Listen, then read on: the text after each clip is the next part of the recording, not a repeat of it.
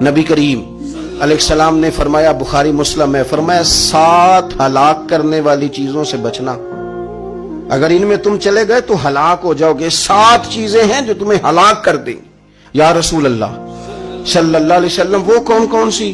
تو حضور نے فرمایا اللہ کے ساتھ شریک نہ کرنا، ہلاک ہو جاؤ گے۔ دوسرا نبی پاک صلی اللہ علیہ وسلم نے فرمایا جادو نہ کرنا، ہلاک ہو جاؤ گے، ہلاک۔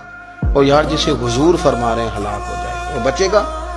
نبی پاک صلی اللہ علیہ وسلم نے تیسرے نمبر پر فرمایا جس شخص کے قتل کرنے کو اللہ نے حرام قرار دیا ہے اسے قتل نہ کرنا، ہلاک ہو جاؤ گے۔ چوتھے نمبر پر رسول پاک علیہ السلام نے فرمایا سود نہ کبھی بھی کھانا، ہلاک ہو جاؤ گے، ہلاک۔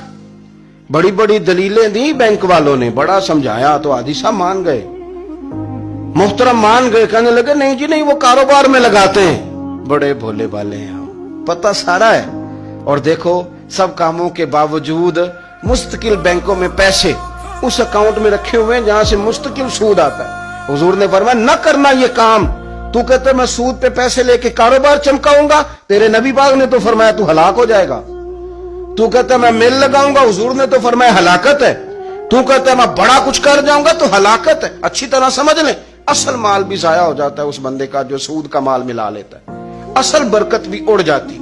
اور میرے نبی پاک صلی اللہ علیہ وسلم نے 5ویں نمبر پہ فرمایا یتیم کا مال نہ کھانا، ہلاک ہو جاؤ گے۔ اور پھر 6 نمبر پر نبی پاک علیہ السلام نے فرمایا کفر سے جہاد ہو رہا ہو تو کبھی پیٹ پھیر کے بھاگنا نہ، ہلاک ہو جاؤ گے۔ اور 7ویں نمبر پر اللہ کے رسول نے فرمایا بے قصور اور بے گناہ عورت پر تہمت نہ لگانا، بلا وجہ بہو کے کھاتے نہ کچھ ڈال دینا۔ یہ 7 وہ چیزیں ہیں جو ہلاک کر دیں گے۔